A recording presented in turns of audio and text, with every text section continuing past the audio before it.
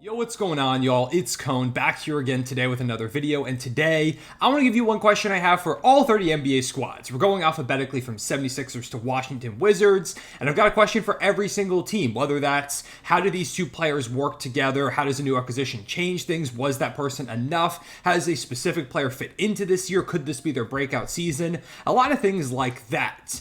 There will be timestamps if you want to go ahead and find your favorite team, but otherwise, let's go ahead and get right into it. Leave a like and subscribe if you enjoy. Hit the notification bell so you don't miss out on future videos, and let me know down below in the comments what you think the answer is to your favorite team's question, or is there something else that you have for your favorite squad? For the Philadelphia 76ers, the question is, can they remain healthy? And that's always been a question when they've been led by Joel Embiid, because he's had some monster seasons, he's had some pretty solid playoff runs, but it feels like inevitably every single time he gets hurt, whether it's a freak injury where he gets like hit in the face, or it's something that lingered throughout the year, like this past season where he rested, and then it just pops up again in the playoffs. He can't really ever seem to stay on the court consistently, despite how dominant he is when he's out there. And I'm of the belief that if we can get a fully healthy Joel Embiid playoff run, he can really prove a lot of people wrong. And now they get Paul George in town, who's had some similar issues, where he also has struggled to stay on the court consistently for the Los Angeles Clippers throughout his time there, specifically when we get to the playoffs. Like last year against the Phoenix Suns,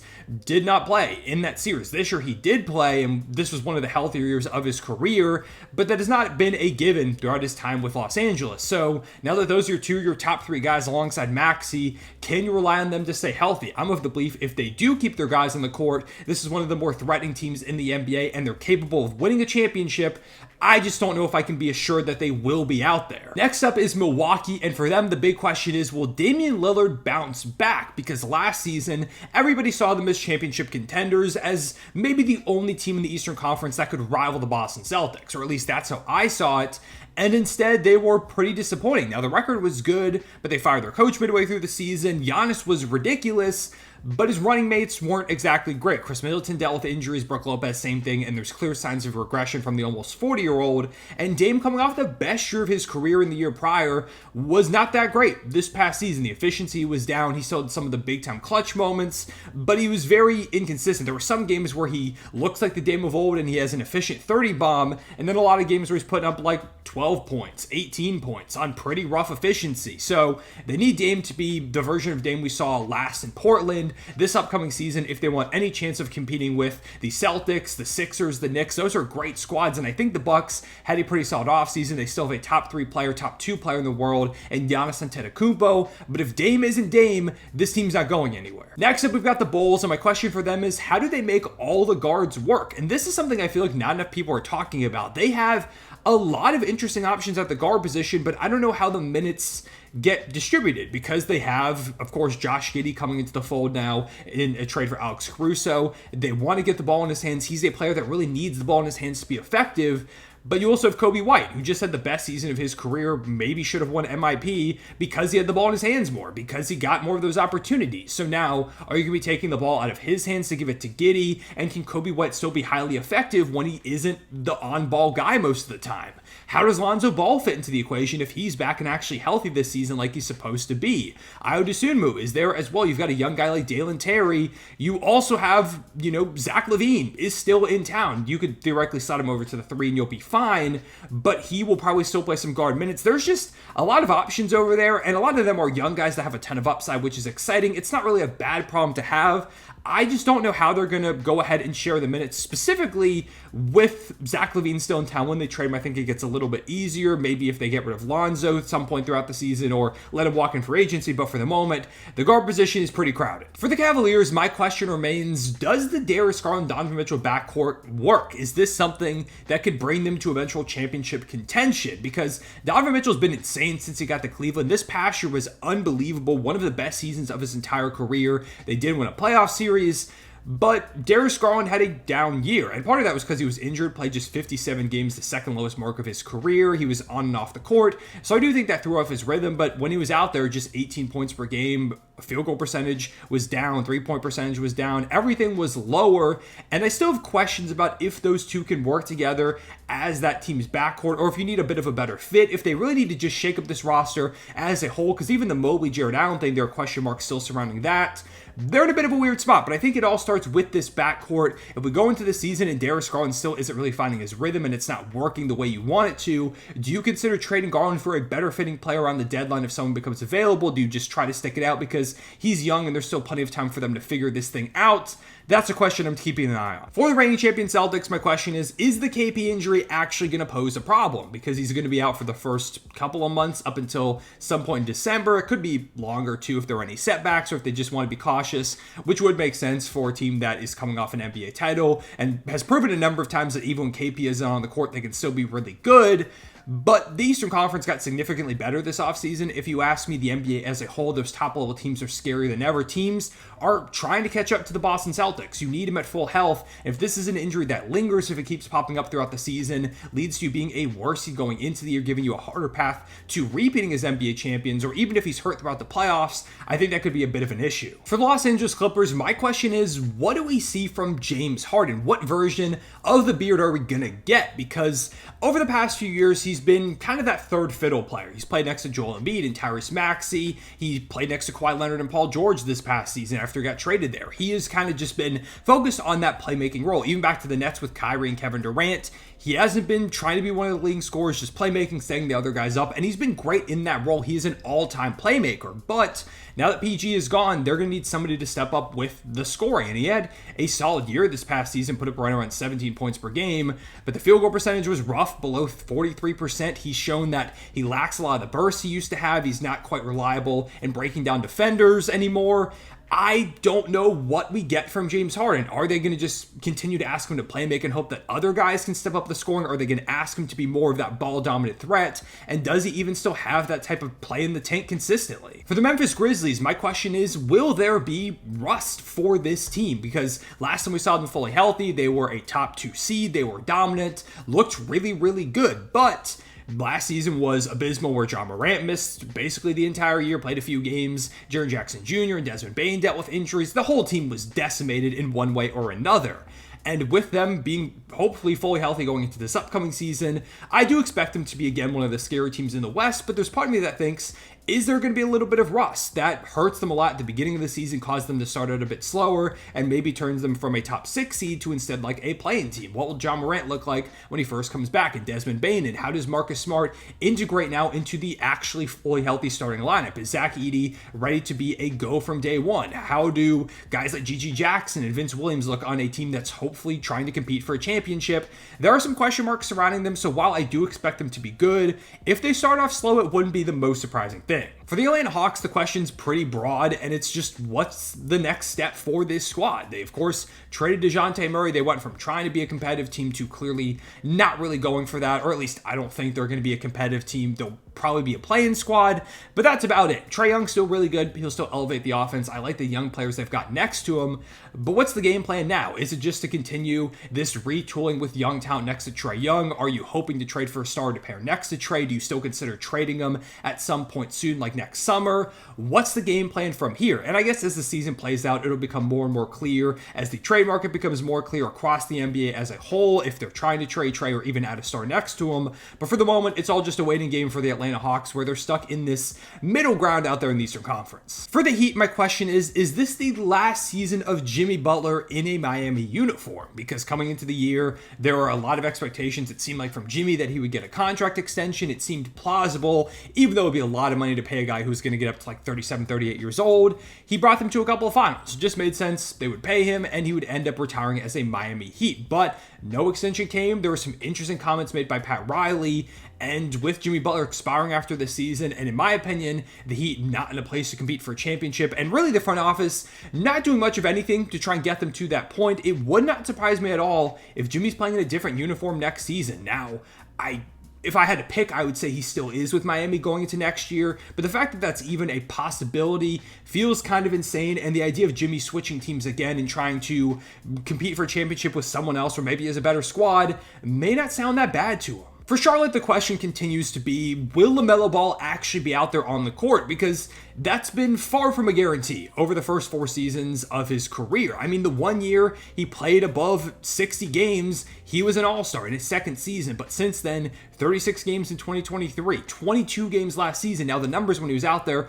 were crazy. 24 points, 5 rebounds, 8 assists, 1.8 steals, was shooting a bunch of threes, shooting it well, even with him being in and out of the lineup. Like, LaMelo Ball is such a hyper-talented player, and I love the fit of him and Brandon Miller as their top 2 guys. I think the Hornets could be a sneaky play-in team this upcoming season with how weak those bottom squads in the East are. If LaMelo can be out there on the court, I just don't know if he's actually going to be, which would really suck. I'm keeping my fingers crossed. This is a big year for him and Brandon Miller really building out their chemistry. They play like 60 games at least, playing off of each other, and we really start to see this young core blossom. But if LaMelo gets hurt again, what do they do from here? For the Jazz, my question is, do they do anything to get out of the middle? Because they're not like the worst team in the NBA. There's a lot of teams worse than them over in the Eastern Conference, I would say. I do think they'll be bottom 3 in the West, but that could still give them like 6th or 7th lottery odds. This is a team that does have some good talent right now, like Lowry Markkanen and Colin Sexton and John Collins, but they should still want to get a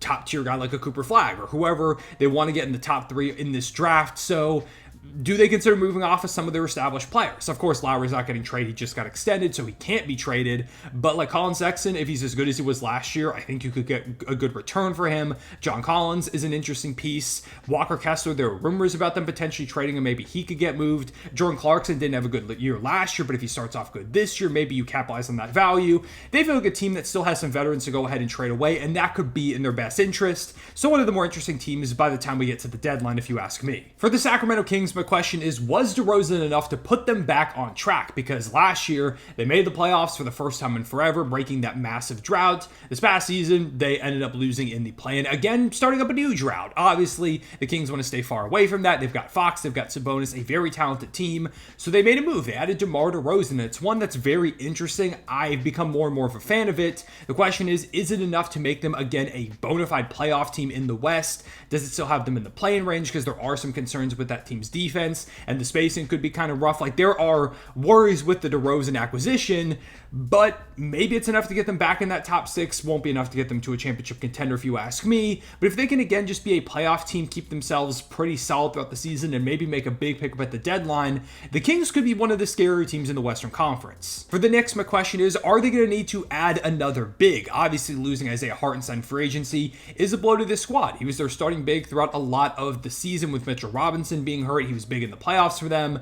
Now that he's gone, it's just Mitchell Robinson, Precious Achiuwa, and Jericho Sims. If Mitchell Robinson again deals with injury, which has been a theme for him throughout his career, and even if he doesn't, do they need to add another backup big? Is Precious Achiuwa good enough to play in those spots if Mitchell Robinson gets in foul trouble? If an injury does pop up throughout the playoffs, they could be in a lot of trouble. So expect the Knicks to be on the market for another big in some way or another. For the Lakers, my question is hiring JJ Redick enough of a move? Because outside of that, they did nothing this offseason. They drafted Dalton Connect, which I do like. They drafted Bronny James, which I think is interesting. But they lost Taurean Prince. Other teams in the Western Conference got significantly better. They were just a first-round exit, a play-in team. And LeBron and AD were healthy for a majority of that year. Are they going to be healthy again? I don't know. Like, is JJ Redick, as your pretty much big offseason acquisition, going to be enough to turn you from a play-in team, a team that lost in the first round, to a squad that can compete for a championship in the Western Conference? I just don't think it's going to be. Maybe he really will flip the switch, and the Darvin Ham head coaching situation was really that bad.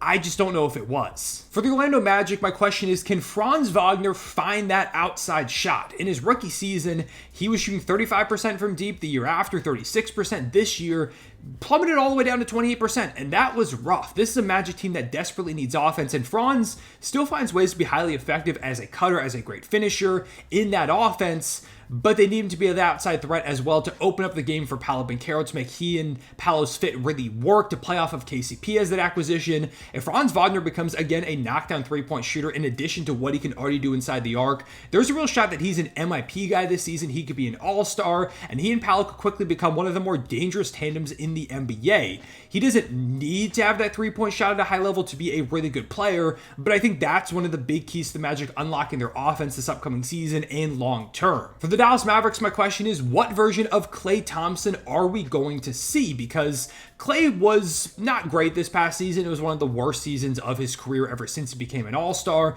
The defense has really fallen off a cliff. The three-point shot, he did knock down threes pretty efficiently at a great clip, but there were a lot of inconsistent up and down nights. Of course, everybody's going to talk about the 0 of 10 performance against the Kings in the play-in elimination game. What are we going to see from him this season? Will we see a highly motivated Klay that's competing more on defense, that wants to prove the world wrong? Or are we going to continue to see the decline of Klay Thompson that's been happening over the past few years until eventually he's just not really the player he once was? For the Brooklyn Nets, I think I've got a similar question to everybody, and that's, is Ben Simmons going to play? Because in case you forgot, he's still in this team. Like, they blew it up for the most part, but Ben Simmons is still there. And this year in particular is a make or break season because his contract expires after this year. So he's going to be an unrestricted free agent. He's going to be 28, 29 years old. And when he played this past season, I mean, he wasn't great. 6.1 points per game, 8 rebounds, 5.7 assists, but that could still be a solid role player in the league if he could just stay on the court. But 42 games in 2023, 15 games in 2024, didn't play at all in 2022. He hasn't played above 50 games since 2021. I just don't know if we're ever going to see a consistent Ben Simmons out there on the court again. I want to believe and buy into the hype like I did last season. I just feel like I've been burned too many times. And there's a real chance that if he doesn't go out there and play well this season and stay on the court, this could be the final season of Ben Simmons in the NBA. For the Denver Nuggets, my question is Christian Braun ready? Obviously, they lost Kentavious Caldwell Pope this offseason. It's a big talking point. One thing that I'm particularly worried about with the Nuggets, I do think they're going to miss his defense. They're going to miss his three-point shooting. I know it was rough at times in the playoffs, but in that championship run, he was an integral piece to them winning. And now that teams in the West are getting better, they need all the help they can get. Now, Christian Braun was really good in that finals run. He had a good season this past year. I'm just not sure if I'm buying into the fact that he's quite ready to completely replicate what KCP did in that title run and throughout a lot of his time over there in Denver. Maybe he proves me wrong and some of the other guys in that young core of theirs do as well, but that is something that I'm keeping an eye on for sure. They need him to be at a high level if they want to be a championship level team again. For the Pacers, my question is, where does everybody fit in? Two guys in particular that I'm thinking about are Benedict Mathurin and Jarris Walker. Mathurin was taken 6 overall a couple years ago, has had a pretty good first couple seasons, but the Pacers just went to the Eastern Conference Finals without him, and in the meantime, Andrew Nembhard really burst onto the scene, and I would be shocked if he wasn't starting next to Halliburton next year. Ben Shepherd is also a really good supporting piece, so I don't think he takes Mathurin's minutes, but I do feel like there are certain select scenarios where they might want to put Shepherd in over Mathurin, especially because Benedict Mathurin is a big liability on defense. So where does he go as a 6th overall pick? What is his role going forward in the future? And same thing with Jarris Walker, because they've got Pascal Siakam. Obi Toppin had a good year this past season. Despite Jarris Walker being a top 10 pick, someone who I love for this team in particular and love going into the draft, when is he actually going to get any playing time? Is there going to be available minutes for him this upcoming season? Or is he again going to just ride the bench? And do they consider trading him in that scenario? It's a good problem to have because they're a hyper-talented team, but I just wonder what the rotation looks like. For the Pelicans, my question is, what do you do about the big man situation? Because even though their GM said he likes it, it's not pretty right now. It's Yves Missi, it's Daniel Tice, it's Jeremiah Robinson-Earl, maybe some small ball Zion as well. That's not going to be good enough. When you're going up against a Western Conference that has Jokic, Gobert, Towns, Chet Holmgren, Isaiah Hartenstein, Derek Lively, Anthony Davis, as well as like Domantas Sabonis, Alperen Sengun, Jaren Jackson Jr., Wembanyama, like there are so many great bigs in the West, in the NBA as a whole. That's not going to hold up if you ask me. That is the biggest problem and the biggest hole in their roster easily. If they could find a way to add a really solid, reliable big man, the Pelicans quickly become even scarier. But for the moment, I think that's a massive issue. And it's not a matter of if they address it, it's a matter of when, because it will be such a big problem. So how do they do it? For the Pistons, the question that we've been asking the past few years, is this the breakout year? Is this finally the season they break through and stop being one of the worst teams in the NBA? I don't know if it is, because sure, they did add like Tobias Harris, who I like the idea of him being there, even though he wasn't great for the Sixers, who were trying to compete for a championship as a team that just needs any solid NBA play. I think Harris can contribute there. Tim Hardaway Jr., I think, could also help, even though he's wildly inconsistent. Will be one of the better shooters on this roster, even if he didn't get a lot of PT down the stretch with Dallas. I'm hopeful that we see jumps from like Jalen Duren, Asar Thompson, Jaden Ivey. They've got a lot of interesting young talent over there. Ron Holland, I think, is a fun young player, although I don't know how much he's ready to contribute day one. And then Cade Cunningham, I'm still a big Cade believer. I think he's got it underrated, but he needs help. He needs players to actually compete. He needs guys to step up.